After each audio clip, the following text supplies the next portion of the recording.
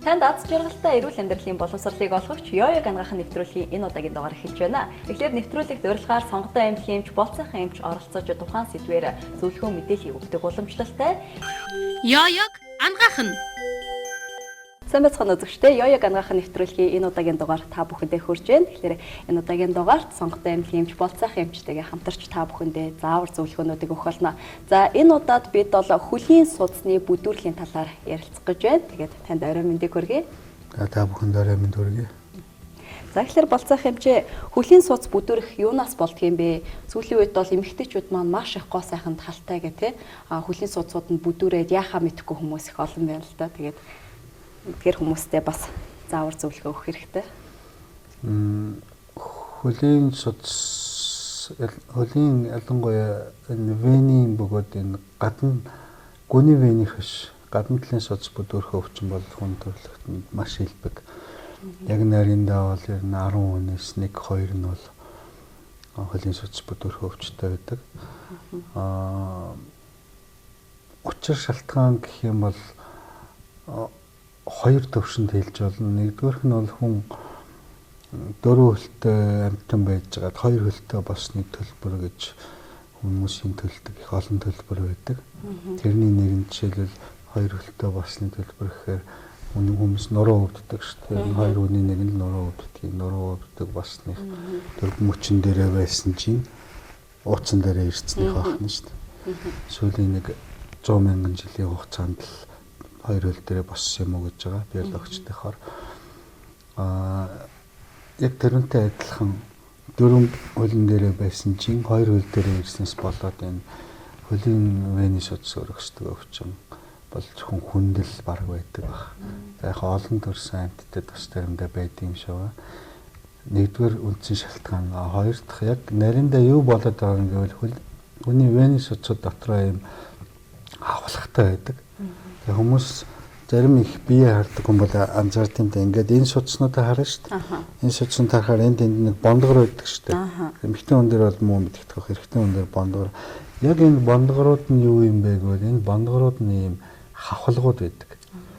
Өөрөөр хэлбэл венийн цусыг доороос нь дээшээ яваад буцаж явахгүй байх хамгаалах зорилттой ийм хавхлагууд байх нь шүү дээ. Гэтэл зарим хүмүүсийнх энэ хавхлаг дутагдaltaй болоод эхэлдэг. Буцаж алдаад байх нь шүү дээ. Дээшээ цус явахт нонгоо доошоо ингэх хэрэгтэй байтал доошоогоо алдаад байдаг. Тэрнээс болоод доошоо цус хуримтлагдаад судас өргөсөд ирдэг.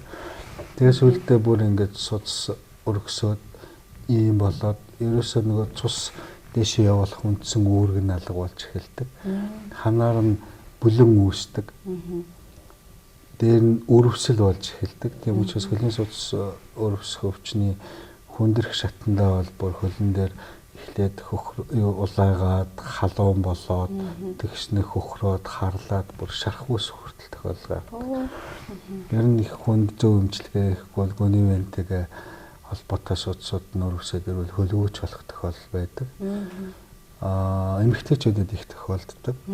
Эмэгтэйчүүдийн хавхлаг арай нэмгэн сул байд юм шиг. Тийм учраас эвдэрхийн намраа хоёрдугаарт энэ венийн судсаар цус буцахтаа зөвхөн өөрийнхөө даралтаар биш эргэн тойрон байгаа булчингийнхаа дарах хүчээр бас явж идэг.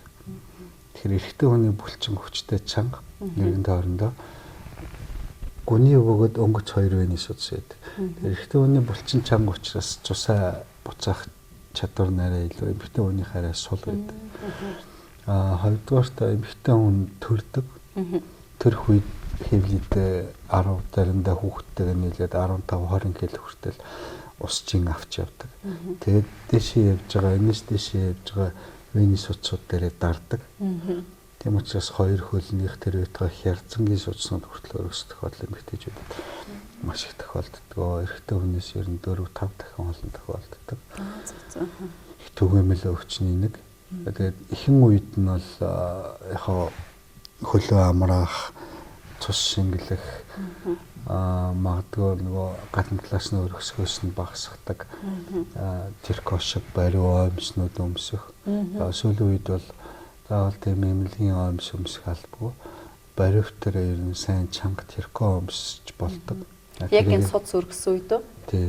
Тэрийг заавал бүтэн байх албагүй. Тэрхэгөө ингээ хуваагаад хаан судас байгаа газараа тэгж өмсч болно. Бүр өргөсөд ирэх юм бол тэгээ хагалгаа хийхээс арга байхгүй. Ягаад гэвэл дотор нь бүлэн үсээд, өрөвсөд хуулийн тусан хангамж эргэлтийг муутгаад хөл шархлуулаад босод судснууд руу нөлөөлөх гэдэг ирдэг. Тийм учраас яг тодорхой төвшөнд одоо манай эмнэлгийн хэлээр бол 3А гэж хэлдэг. Тэжээлийн өөрчлөлтүүд ороод бүлэн үсээд юм өрөвсөд ихсэн үед бол заавал эмчилгээ хагалгаа хийх шаардлагатай. Тийм байна тий. Тэгээд эмчид хандхын зэрэгцээгээр бас яг хагалгаа хийх шатанд очиж уу аль эсвэл эмчилгээ хийх боломжтой байна уу гэдгээ хаана очиж мэдэх боломжтой тийм ээ. Монголд ер нь эмнэлгүүд нь хаа байдэ?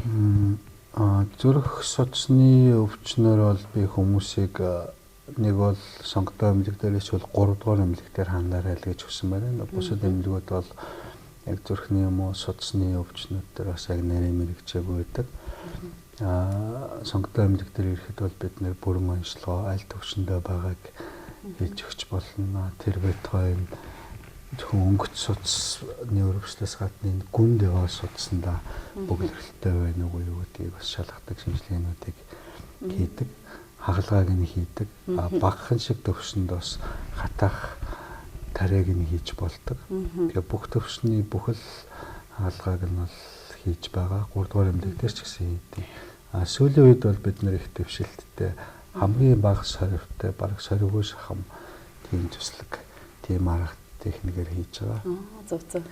Эмэгтэйчүүд их өвддөг болохоор эмэгтэйчүүд маань дээр баяртай байгаа. Тэгэхгүй бол хуучин саяхныг бол ер нь их олон том сорвтой болчтой байсан. Одоо бол бараг сорвгүй хийж байгаа. Гоо сайхан талтай л тий. Гадна талаас нь үзээд бас мэдж болох нь мөн одоо дотор талын яг судасныхын зургнуудыг нь бас авах шаардлагатай гэсэн шүү дээ тий. Хаана энэхүү зургнуудыг авч болдго юм болоо? Ер нь энэ бидний яриад байгаа энэ зурган дээр байгаа энэ өргөссөн судас шүү дээ. Энэ бол дараагийн зурган дээр яриад арай ойлгомжтой болно. Хүний венис судас бол 2 үндсэн хэсгээс тогтдог. Нэг нь энэ яг гүндээ ясаад байгаа явж байгаа энэ цаатлынх нь. Ясаад байгаа явж байгаа. Энэ бол ил байдаггүй. Энэний өргөслийн тухай бол ерөнхийдөө яригдаггүй. Энэ гадна талаар арьсан доогуур явж идэг венис судасууд байдаг. Энэ өргөсчгөр төвний зурган дээр гардаг шиг ил байдаг. Тийм болохоор онцлоход эхлээд мэдээж яг мэрэгжлийн зүрхний судасны эмч үзэх ёстой. Бэлслийн эмч үзээд энэ судас ямар төвшөндөө хэрэг өргөссөн байна, хавхлагууд нь яаж ажиллаж байна, бүлэн үүсч өрөвсөл байна уу юу, аль судасны бассейн хөлийг хэд хуваагаад ингээд судасны өөр салбаруудтай байдаг, аль салбаруудынхаа нэг хэсгийнх дээр хагалгаа хийвэл нөгөө судаснууд дээр нөлөөлөх нүг үү гэдгийг үзэх ёстой. Тэрнээс гадна энэ гүний венд өрөвсөлтэй байна уу, бүлэнтэй байна уу, энэгээр урсгал хэвэн байна уу юу гэдгийг заавал шалгах ёстой. Тэгэхгүй бол магадгүй гүний венд бүлэнтэй байдаг. Гадна талынхаа венээр цус явж байгааг бид нэр өргөссөн ч гэсэн авахгүй байх ёстой. Хатгалах ёстой. Энийг аваа явуучвал ерөөсөө цусны хэрэгэл байхгүй болох юм шүү дээ. 3 дахь нэг шалгах ёстой юм гээд энэ гүний вен өнгөц вен хоёр хоорондоо юм юмэг яаж мэдэх вэ гэдэг юм холбоос венүүдтэй байдаг. Тэр холбоос венүүд ажиллаж гэнэ үгүй юу гэдгийг шалгах хэрэгтэй. Энийг бас шалгадаг арга техникүүд байна. Бүр тодтогч бодис эндээс нь хийгээд эрентхэн видео зургийг аваад үздэг. Тэгэхээр сонготой эмнэлэг дээр бол энэ шинжилгээнийг бүгдийг нь хийж байгаа. Тэгжиж хагалгааны заалт гардаг. Хагалгааны үед бол харьцангуй гайгүй хөнгөн. Өнөөдөр хэвтээд маргааш хагалгаанд ороод 2-3 хоног гардаг. Тэгэхээр хөлийн судас бүдүүрэх энэхүү өвчлөл нь одоо гол төлөв эмэгтэйчүүдэд тохиолддог гэсэн шүү дээ. Энэ нөгөө зогсоо ажил олон жил хийсэн хүмүүс тохиолдох нь илбүү байдаг уу? Тэг эмэгтэйчүүдэд тохиолддог учир нь бол түрүүний хэлсэн шиг нэгдүгээр эмэгтэй хүн л төрдөг. Гэхдээ эмэгтэй хүнээс дутуугүй том жирэмсэн юм шиг гэжтэй эрэгтэйчүүд их олон болцсон учраас эрэгтэйчүүдэд бас их байгаа. Хоёрдугаар тэр зогсоо ажил бол хийдэг хүмүүстээ үнэхээр илүү тохиолддог. Тоогооч нар маш их байдаг. Тоогооч нар яагаад гэдгийг бүгд ихэнх нь ер нь илүү жинтэй байдаг. Тэгээ үргэлж зогсож идэг. Зогсохдоо хөдөлгөөн багтай зогсдог. Яг энэ шалтгаанаар мэсцлийн эмч нарт бас нэлээд тохиолддог. Нэг хаалгааны ширээний хажууд баг хөлөөс хилэж чадахгүй зогсдог шүү дээ. Тэгэхээр иймэрхүү хүмүүс их тохиолдгоо. Тэгэхээр ийм ажил хийдэг хүмүүс болдог бол нэг цаг болоод нэг удаа суугаад Америкчууд ширээн дээр хөлөө тавьдаг шүү дээ. Тэр юм шиг тэгж хөлөө ширээн дээр юм уу цонхны тавцан дээр тавьж хөлөө амрааж явах хэрэгтэй. Бүрэн амраагаад сулж явах хэрэгтэй. Тэгсмээ хөлийн судасны энэ өргөсөл эхэлсэн хавхлагын дутагдaltaй юм уу бүлэнтэй болцсон байх юм бол заавал тэгж хөлөө амрааж алхаж явж хөлөө ажиллуулжлахгүй бол зогсоод байх юм бол тийм өөрчлөлт гардаг. Мөн 40-с дээш насны хүмүүс бол аспирин ууж болно. Тийм бол энэ өргөслөөч гэсэн ханаар нь бүлэн үсэд бүр хөндрүүлээд байхгүй. Эмчилгээнүүдийн хувьд ямар эмчилгээнүүд байдаг вэ? Томс өмсгийг дөрцөн тий. Тосон төрхлгүүд байх уу гадна талаас нь эмчилдэг? Байна. Гепарин гэдэг хүмүүс их сайн мэддэг цус шингэлдэг. Тэр бол хүний арьсыг нэвчдэг цөөхөн эмт бодисын нэг. Тийм болохоор гепаринтэй тос түрхэж болдог, аспирин ууж болдог, терентал гэж юм ууж болдог. Гэхдээ би нэг албаар хурдан хэлж байгаа шиг хүмүүс өөрөө эмээ аптекаас чи сонгочихвээ гэдэг энэ чинь үзүүлж иж бичүүлэх учраас. Тодорхой хэмжээнд бол нэгдүгээр эм ууж болно. Хоёрдугаарт бол сая хэлснээр ажлын бөгөөд амьдралын дэглэмээ өөрчилж хөлөө амрааж явах хэрэгтэй, спортоор хичээлэх хэрэгтэй, жингээ багасгах хэрэгтэй. Энэ дээр бол дахиад хэлэхэд дахиад жингээ багасгах хэрэгтэй гэж хэлмээр. Ер нь туранхай хүн дээр энэ судас бүдүүрсэн тохиолдол тун ховор байдаг. Хил зогсдог хүн байна үхээс эсвэл удам дамжаад энэ хавхлагын дутагдaltaй байдаг хүн байна үхээс ихэвчлэн ер нь жин илүү бүдүүн хүмүүс байдаг. За зарим тохиолдолд тэр хөлийн судас, хоёр хөлийн судас бүдүүрээ тагалгаа айлгсан хүмүүс эцэст нь мэрэгчлээ солихоос аргагүй болдог. Зогсоо ажил хийж болохгүй, тоогооч хийж болохгүй нууцлаараа эсвэл та баарны сандал шиг сандал дээр сууж хийж болт юм уу юу? Тоогооч нарыг хараад тахт ер нь мах хөшгөлж өрдөг юм уу хоол их ч ер нь зог сууж ийн гэж байхгүй юм шиг шүү дээ. Ажлаа хүртэл өөрчлөх тохиолдол гардаг. Тэгээд тэрний дараагийн шатнд нэмэр байхгүй бол түрүүний нэлдэг шиг юм эмчилгээний тэрко юм уу зүгээр чамд тэрко өмсч болно. Тэгээ эмчийн хяналтанд явах хэрэгтэй. Дахиад бүр нэлээд цус сан шингэлэх юм тарианууд хэрэгж эхэлдэг. Цусан хангамжийг сайжруулах энэ яг венис судасны урсгалыг сайжруулах эмүүд өгдөг. Хөлөө бодич гэдэг юм уу. Тэгээ болохгүй хаглаа их хамгийн сайн арга байдаг. Нэгэнт одоо судас бүдүүрээд эхэлсэн бол те өөрөө дур мэдээд яваад иж болохгүй бүр хүндрэх нь. Тэгснээс эмчид хурдан очиод заавар зөвлөгөөг агаад дэмжлэх арга авсан дээр юм байна шүү дээ. Нэг эмчтэй үзүүлээд хяналтанд яваад байвал энэ чинь бас удаан олон жилийн хугацаанд явдаг өвчин.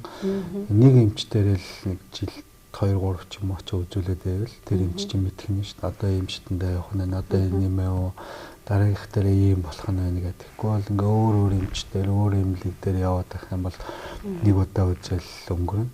Тэр энэ өвчний ч баяр нь олон өвчний хувьд бас юм би хүмүүст ингэ зөвлөмөр байдаг. Нэг л эмнэлэг нэг л эмч дээр очдог бай. Тэгэх юм бол өөрийн чинь динамикийг мэднэ. Сайн эмч байх юм бол магадгүй амьдрал чинь тохиолдож байгаа сэтгэл санааны байна уу? Ажил амьдралын өөрчлөлт чинь хүртэл эрүүл мэндэд яад нөлөөлж чинь тэрийг мэднэ шүү дээ. Тэгэхээр судасны өвчин дээр зүрхний өвчин дээр ялангуяа нэг л эмч дээр дагнаад хяналтанд нь явах юм бол илүү үр дүнтэй байна гэж хэлмээр. Яяг ангахын. Тэр өмнөх нэвтрүүлэгт маань маш олон үзэгчид холбогдож тийм ээ үнэхээр хэрэгцээтэй зөвлөгөө өгсөн, талархснаа илэрхийлсэн. За тэгэхээр энэ 7 хоногт хоёулаа үзэгчидтэй хөлийн хумс чигдэх талаар зөвлөгөө өгөө. За түгээмэл тохиолддог асуудлуудын нэг яг өвчин гэж хэлж болохооргүй. Энэ зураг дээр байна. Өрөөсөн талын энэ талын хумс нь шигдсэн. Хоёр тал нь хүртэл шигдээд өөрөө эмчлэх гэж оролдоод буруу оролдох юм бол ийм хүндрэл хүртэл гардаг. Тэгэхээр хөлийн хумс шигдэнэ гэдэг нь ямар өвчин гэвэл яг л хөлийн хумс шигдэнэ гэсэн үг. Одоо энэ зурган дээр бол их ойлгомжтой байгаа. Хүний хөлийн хумс ийм байх хэрэгтэй байх нь шүү дээ. Энэ талын зүгээр байна тий.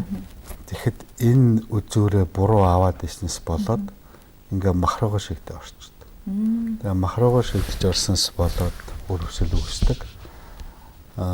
Эдэлдэг сүлдээ энэ зурган дээр гарч байгаа шиг өвдөж хавдаж бүр хэцүү болдог. Тийм учраас нэгдүгürt бол урьдчилан сэргийлж хумсаа зөв авчих хэрэгтэй. Гарын ч нөөлийн ч хомсыг ер нь энэ хоёр үзүүр шүү дээ. Энэ хоёр хомсныхаа энэ хоёр үзүүрлөө ерөөсөө авч болохгүй. Хоёр захруу. Аль болохоор ингэ тэгш авчих хэрэгтэй. За ялангуяа хөлийн хомсон дээр бол яг дээд талаас нь ингээд авах хэрэгтэй юм шиг тийм. Ургадаг хэсэг маань их идэвхтэй байдаг. Энэ хоёр захаараа нэлээд идэвхтэй байдаг. Тийм учраас ингэ тэгшин авчих хэрэгтэй. Хоёр үзүүр авахгүй байх хэрэгтэй гэсэн. Тэгэхээр бол ер нь буруу хумсаа авснаас болоод энэ өрөвсөлт хүрдэг гэж ойлгож болох уу? За ер нь л тэгж хэлж болно. Хоёрдугаарт их бариу гутал өмсөд байх юм бол хомсны ургалтын дотгош нь дараад байна гэсэн. Гутлаа тааруулж явах хэрэгтэй. Ялангуяа эмэгтэйчүүд нөгөө төвл мөглөө өмсөх гэдэг ингэж хомс нь буруу урах эсвэл нөгөө эрхийн урууны үе нэвгүй болох гэдэг өөрчлөлтүүд гардаг. Тэгээ их төлөв цэцлийн аргаар хэмжлээ хийдэг. Энэ яг буруу ургасан хэсгийг ингээд тэр чигээр нь авдаг хэсгийн мэдээ алдуулттайгаар энэ зоргон дээрээс харагдаж байна уу юу? Ингэж авдаг. Бүр ингээд ургацсан байх юм бол хомсыг бүтэн авахаас өөр арга байхгүй. Бүтэн аваад дараа нь энэ хоёр дээр нь төсөлт хийж өгöd, ийм төсөлт хийж өгöd энэ хомсны хоёр талын хэсгийг ургуулахгүй байх талын арга хэмжээ авдаг. Тэгэхээр энэ дээр урьдчилан сэргийлэх юм чухал дахин ургаад байвал одоо мэслэнчд хандхаас өөр арга байхгүй. Тэгэхээр үзэгчд маань магадгүй яг ингээд хумсан шигдэд ургацсан үед өөрсдөө дур мэдээд те янз бүрийн эмд хүрхдэг аль эсвэл бүр ингээд хумсаараа ингээд хумсаа гарах гэж ингээд махаа бүр цааш нь шигдсэн одоо шигдэхэд оруулсан тийм асуудлууд их гараад тэрнээс болоод хүндэрсэн хүмүүс маш их байдаг юм байлээ.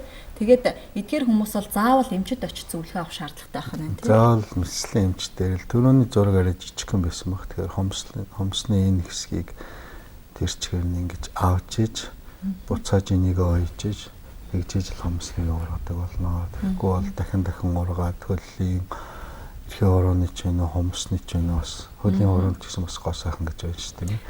Сандал өмсдөг хөлмцгий явдаг болсон үед тэр нь муухай харагданаа. Тэгэхээр эмчид хандсан дээр шүү.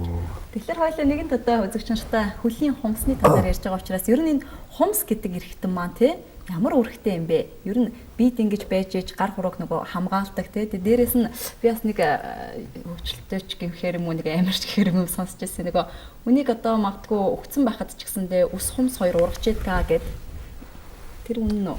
Хумс бол яг л соёо гэдэг шиг л хүний мажих амтны аратны одоо тулдах маж хоолоо олж идэх тэр зэвсгийн нэг хоёрдугаарт хуруун хөл гарын хуруун дээр бас доторх яснаас гадна толгоор ирэхтэн болдог. Тэгэхээр бидний амтнаас гаралтай, солимогчноос гаралтай гэдгийн л нэг үлдэгдлийн нэг магадгүй ирээдүйд энэ багассаар байгаа бүр жижиг хэрэг. Тэрний нэг жишээ бол хүний ер нь хөлийн байна уу, гарын хоёр чигчээ урууны хүмүүс бол маш жижигхэн болсон байгаа. Тэгээд чигчээ урууны хүмүүсаараа байлдаж ажиллах шаардлага гайгүй болчихсон. Эмэгтэйчүүд их хумсаа ургуулж гойдог.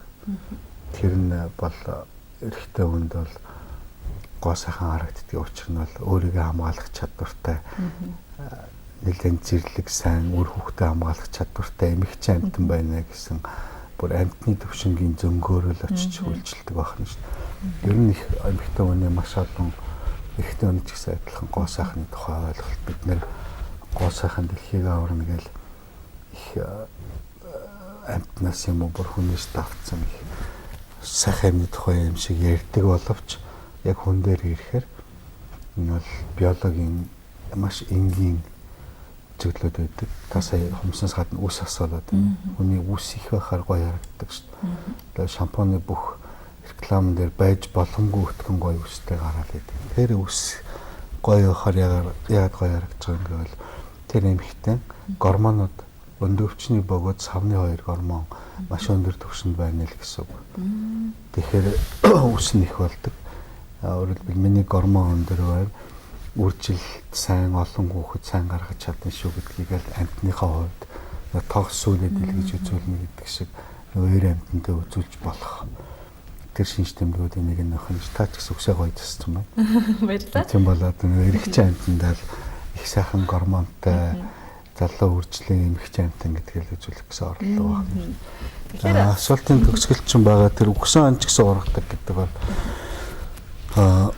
ер нь үс бол нэг хүний биен дээр орохоор яг ургамал шиг байдаг. Баартай ургамал шиг. Тэр энэ толгойн өсч байна уу, хүний биеийн шар өсч байна уу? Яг энэ жижигэн тэжээлийн үсний өөрийн сувгтай тэрэн дотроос ургаж идэг. За бүр айхтар удаан ч үеийн тодорхой хугацааны дараа бол хүн нас орчны дараа ч гэсэн тэжээлээрээ цусан хангамж зүрх зогссон байдаг ч гэсэн тэнд байсан тэжээлээ баг зэрэг ургах боломжтой байх нөгөө яг хомсны доор юм дэр байдаг. Одоо сая би энэ хүндэрсэн тохиол бүтэн хомсыг эргүүлж авдаг гэж хэлсэн, хоёр талаас нь ингэж эргүүлээд авчдаг. Тэгэхэд доор нь ингээд тэжээл болж идэг одоо энэ намг шиг зөөлөн тусан хангамжтай юм дэр хэсэг байдаг. Тэгээд тэрнээсээ авдаг ер нь бол хомс хаанаас ургадаг бол араасаа төрж ургадаг. Энэ угийн хэсгээс төрж ургадаг. Энэ голын урдлын хэсэг ургадаггүй араасаа л яваад. Юм чис монголчууд жишээлбэл хомсон дээр хонтой гэлдэг шнэ кальц дутуу үед жишээлбэл хүүхдүүдэд кальц дутуу үед энэ цагаан гардаг. Тэр нэг урагшаа нүүсээр аваад яваад байдаг шүү дээ. Тэгэхээр араасаа ургадаг. Мөн энэ эвэрлэг ид чинь энэ хойноосоо тижэл авах боломжгүй шүү. Тэгэхээр нэгэнт ургацсан хойноо бол доороосоо тижэл авч өнгөтэй байх нь шүү. Тэгэхээр ус хомс хоёр гоо сайхан байна гэдэг бол хүний их сайхан чимэг гэдэг нь үнэн. Өөрөөр хэлбэл тэр хүний гормонууд нь өндөр байна. Цусан хангамж эрүүл чирэг байна гэдгийг илтгэжээдэг.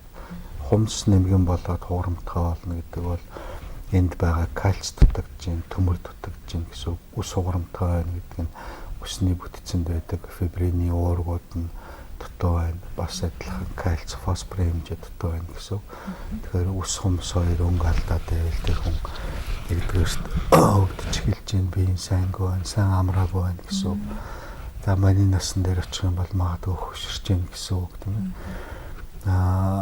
Тодорхой хэмжээгээр төмрийн юм уу тэр минерал бодисод дутагдaltaд орж байна гэсэн илэрхийлэл болтгоо. Тэгвэл магадгүй яг одоо ус хугараад хумс нэмрээд ирэх үед бол кальц төмрөөр баялаг хоол хүнс витамин хэрэглүүл нөхөөгдөх нь гэж ойлгож болно тийм.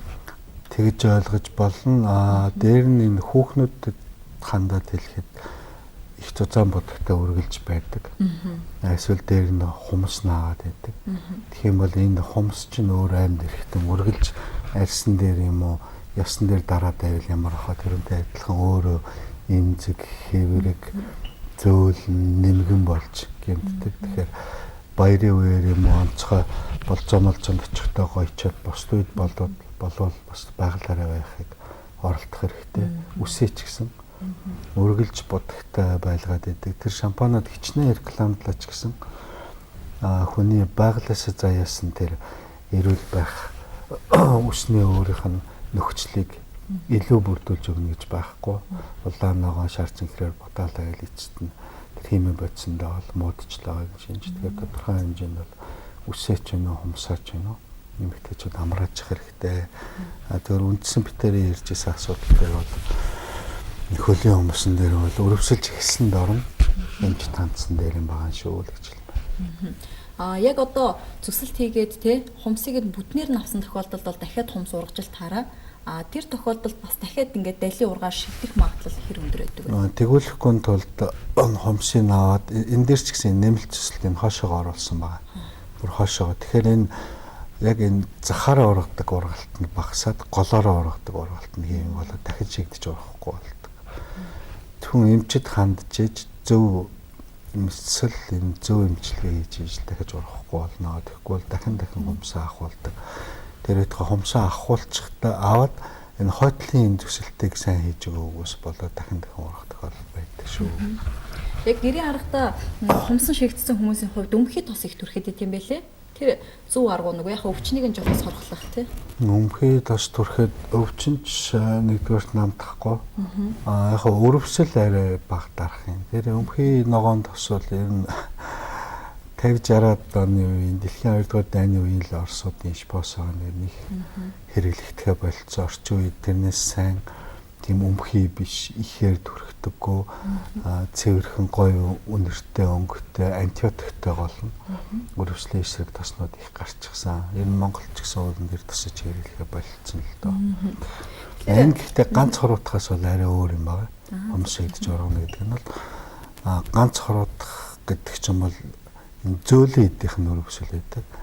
Энэ хомс шигдэхтэр бол яг энэ зурган дээр байгаатай гарснаар яг ингэж хомс мах руугаа орсон. Бүр ингэж махиж орсон ч гэж болно. Эсвэл энэ тал нь ч гэсэн нэлээд шигдсэн бооз. Ингээд энээсээ л өрөвсөн байна. Тэгээ яг ингэсэн байгаа дээр гай болоод жоохон гიშгдэг ч юм уу барай готл өмсөх юм бол тэр хэсгийн зөөлөн идэн гимтэн шүү дээ. Тэр дээр нян ороод өрөвсөн гэсэн үг л дээ. Магадгүй одоо олон хумсан шигдэд ургацсан хүмүүс өсөж байгаа. Эдгээр хүмүүс маань одоо хаана ямар эмнэлэг дээр очиж одоо зөвлөгөө авах боломжтой гэдэг вэ? Аль ч эмнэлэгт бол өөрийнхөө дүүргийн юм уу хэсгийн эмнэлгүүд дээр ч гэсэн яг мэслэмж дээр хандаад, мэслэмж байхгүй сумын юм уу хэсгийн эмч дээр хандаад эмчилгээ хийх юм бол хурдан төргөн зүгээр болно. Гэхдээ л нэг хэсэгтээ зовиртой хумс авсны дараа ч гэсэн нэг 2-3 хоног ер нь ажилдаа явахад бэрх. Учир нь эрхээ ороо бол хүний хөлийн хамгийн гол тулгуур ирж идэг эрхтэн учраас эрхээ ороо уурсан тохиолдолд хүн шил буурснаас 7 дор явж чадахгүй удаан байдаг. Эрхээ орооны хумс ингэсэн багт ер нь явж чадахгүй.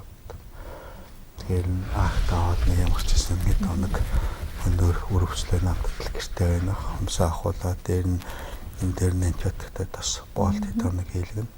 Антибиотик дотроос ууж таарах ба хөвчин намдах ийм эмчилгээ хийх ёстой. Ер нь мессежлэрийн хувьд хэр энгийн хавлага? Энгийн амбулатороор ерөөсөө энэ угаар нь боож жагаад эрхээ орооны угаар эрхээ орооч өөр байсан ч гэсэн угаар нь боож жагаад энд нэг схемэтэй алдуулт хийгээд хорууны судасжилт мэдрэл бол яг сахин бэлгийн байдал шиг юм дөрвөлжин дөрөв өнцгөр байдаг. Тэр дөрөв дээр мэдээ алдуулт хийж байгаа л авчдаг. Гэхдээ мэдээж эмнэлгийн нөхцөлд ариутгсан багчаар хийх ёстой. Магадгүй хоёул энэ сэдвийн дагуу ярьсныхаа нэг эмэгтэй хүнийхээ хувьд асуулт асууя. Бүсгүйчүүд маань их өсгийтэй гутал өмсдөг шүү дээ. Энэ өсгийтэй гутал өмсгөөр бас бөөр дөрөгдөг одоо тийм эмэгтэй хүмүүсийн хувьд их ачаал ирж идэг, хөлийг өвддөг. Одоо магадгүй хөвшин болсныхаа дараа нууруу өвдөх ч юм уу тиймэрхүү асуудлууд байдаг гэдэг. Энэ өсгийтэй гутал өмссөний одоо хор гэж юу вэ? Тэр өсгийтэй гутлал тэр ярианы ихэнд гардаг шиг эмхтэй хүн урт өндөр нарийнхан шилбэтэй харагдаж эрэхтэй хүнд тэгснэрээ гоё харагдах гал гэж оролдож байгаа. Урт нарийнхан шилбэтэй амьд зээрмээр хурдангүйгээд аратанд баригдахгүй байна шүү дээ. Тэгэхээр тийм мундаг аратанд баригдахгүй эмхтэй амьд шүү гэдгийг харуулах гэсэн гоё юм байна. Ер нь бол яг эмчнэрийн хувьд бол өсгийтэй гутлыг эмхтэй хүүхдийн 5 шилбэний ялангуяа өвдөгний яснууд бэхжтэл буюу 15-16 нас хүртэл өмсөхгүй байхыг зөвлөдөг. Тэрнээс хойш магадгүй өсгийтэй гутал өмсөл арай бага өсгийтэй. Нэг 5-6 сантиас илүүгүй өсгийтэй өмсөж жагаад тэгээд насанд хүрж иж 20 наснаас эхэлж өмсөхгүй бол багасаа өмсөх юм бол өвдөг дахиад болдог. Тэгээд дээр нь яг энэ юуны хөлийн номны юм гачаалбартай болоод ерөөсө гутал шиг айлбартай болоод үлдчихдэг. Тэгээд энэ доотлын яг тэр хамгийн их ачаал ирж байгаа хэсэг дээр бол бас яснууд томроод өөрчлөлт гардаг. Тэгэхээр нэгдүгээрт эмхтэн хүн өсгийтэй гутлыг болдог бол хэмжээтэй. Тэгээд тэр парти мартин явахтай юм яг өндөр гоё харагдаж хөлний харагдах ёстой үедээ өмсөх тийм ээ. Аль болохоор хэвийн байгалийн өөрийнх нь хөлийн уулын зохицолтой тийм гутлаа өмсөж явах хэрэгтэй. Гэхдээ орчин үед бас жин ихтэй хүмүүс их болсон. Жин ихтэй хүмүүс юм настай хүмүүст бүр хавтгай гутлаасаа 5-6 см ултай гутал бол илүү төвшөгтэй амар байдаг. Их хавтгай байх юм бол яг хөлийн нуман дээр ачаал ирдэг, хөл өвддөг, ядардаг. 5-6 см байх юм бол яг оптимальны хөлийн ачаал бага байна гэж үздэг. Тэгэхээр эмэгтэй охтуудыг бол 15-16 хүртэл ерөөсө хориглох хэрэгтэй байна. Тэрнээс хойш бага багаар сургаад тэгээ аль болохоор цөөхөн өмсөж явах хэрэгтэй. өмсөж явах хэрэгтэй. Тэгээ эмэгтэй хүний гоо сайхан ч бас заавал урт шилб юм уу нөгөө урт хүмүүснаасаа илүү оюуны сэтгэлийн гоо сайхан байдаг гэдгийг санаж байгаасай л гэж хүсмээр байна да. Яаяг ангаах нь. Нэвтрүүлэгтээ анхаарал тавьсан үзэгч та бүхэндээ аз жаргал эрүүл хийхийг хүсье. Нэвтрүүлэгтэй холбоотой асуулт болон санал хүсэлтээ доорх мэйл хаягийн дэлгэнэ үү. Ингээд дараагийн дугаараар иргэн уулзцгаая. Баяртай үзэгчтэй.